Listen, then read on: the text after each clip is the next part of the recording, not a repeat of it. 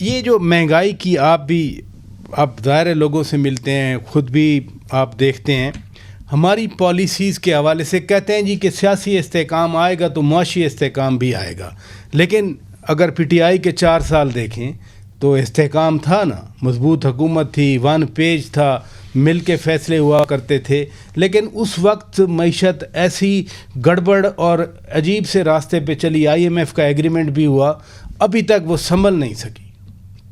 تو پھر معاشی استحکام کا سیاسی استحکام والا میں تو یہ چیز جاننا چاہتا ہوں۔ دیکھیں نا، مجھے یاد ہے کہ جب عمران خان صاحب وزیر اعظم تھے تو ایک دفعہ جو ہے ڈالر کی قیمت جو ہے وہ اچانک بڑھ گئی اور اسٹیٹ بینک نے بڑھائی، یعنی کہ روپے کو خود اسٹیٹ بینک نے گرایا۔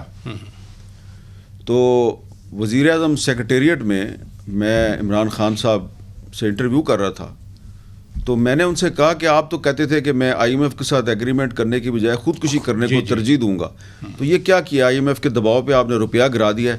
انہوں نے کہا اچھا روپیہ گرا دیا ہے، یہ تو مجھے آپ سے پتہ چلا ہے۔ ٹھیک ہے، ایک دن میں ان کے پاس گیا، مجھے مرحوم نعیم الحق صاحب نے اسپیشلی بلایا۔ انہوں نے کہا آپ نے اپنے کالم میں لکھا ہے کہ جسٹس قاضی فائز عیسیٰ کے خلاف کوئی ریفرنس آنے والا ہے، تو یہ آپ آ کے ذرا خان صاحب کو سمجھائیں کہ یہ کام نہیں کرنا چاہیے۔ وہ ان کے ویل وشر تھے جی نعیم الحق صاحب۔ تو انہوں نے میری میٹنگ کرائی، میں گیا تو خان صاحب کہتے ہیں یار تمہیں کس نے کہا ہے کہ میں کوئی ریفرنس فائل کرنے لگا؟ میں کوئی اتنا فارغ ہوں کہ میں جوڈیشری سے لڑائی کروں؟ میں تو کوئی ریفرنس نہیں فائل کر رہا۔ میں نے کہا خان صاحب پکی بات ہے؟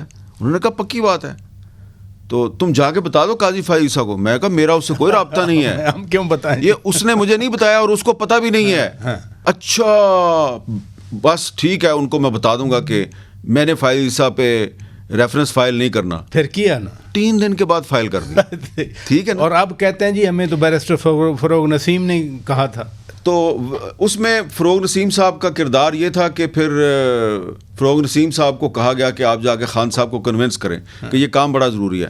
کہنے کا مقصد یہ ہے کہ خان صاحب بھی ڈکٹیشن لے رہے تھے اور ڈکٹیشن کے نتیجے میں انسٹیبلٹی پھیلی، اور اب بھی کچھ لوگ ڈکٹیشن لے رہے ہیں، تو ڈکٹیشن کے نتیجے میں اسٹیبلٹی کبھی نہیں آتی۔ اچھا